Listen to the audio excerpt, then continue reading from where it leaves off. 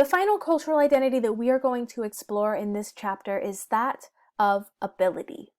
Now, there has been some resistance to classifying ability as a cultural identity because some people see it as more medical, but we'll talk about why ability is more of a cultural identity these days. The Americans with Disabilities Act, or the ADA, defines an individual with a disability as a person who has a physical or mental impairment that substantially limits one or more major life activities, a person who has a history or record of such impairment, or a person who is perceived by others as having such an impairment.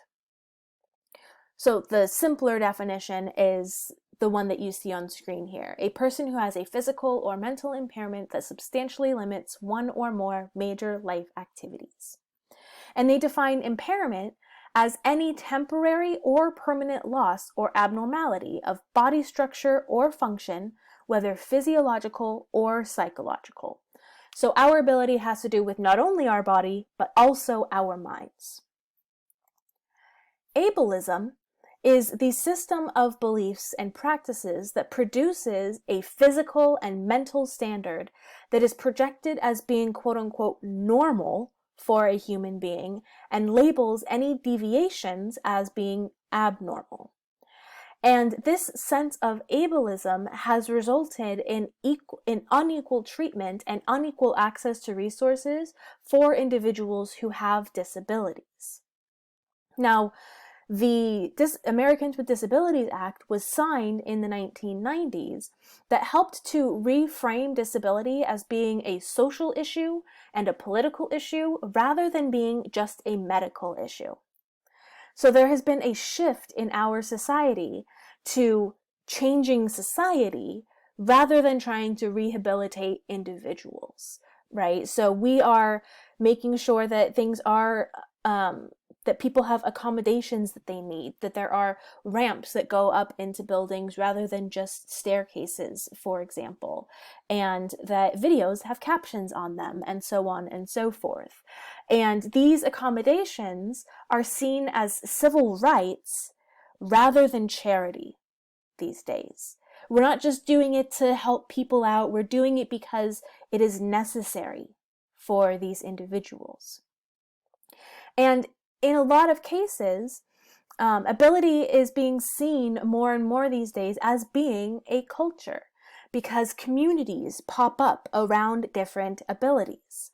For example, the deaf culture is a huge culture that surrounds a disability. Individuals who are deaf and hard of hearing have their own language, right? In the United States, they communicate using ASL, and in other countries, they use other sign languages, right? And there are schools specifically for individuals who are deaf. And there's this whole culture that has popped up, right? That not has popped up, but that has existed for a long time. And it's seen as a culture, and they see themselves as being a part of this culture rather than just having a disability. And the final thing that I want to talk about on ability is the idea of interability communication. Interability communication is communication between people with differing ability levels. This might happen, for example, when a hearing person communicates with someone who is hearing impaired.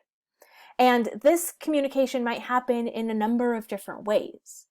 In the instance where a hearing individual is talking to someone who is hearing impaired, that communication might happen through an interpreter. Or if the hearing individual knows some sign language, they might be able to communicate that way. They might be able to communicate by writing things down. Or the person who is hearing impaired might have a little bit of hearing, but they are also able to read lips, so they're able to make out what the hearing individual is saying. Right? There's a lot of different ways that interability communication can happen.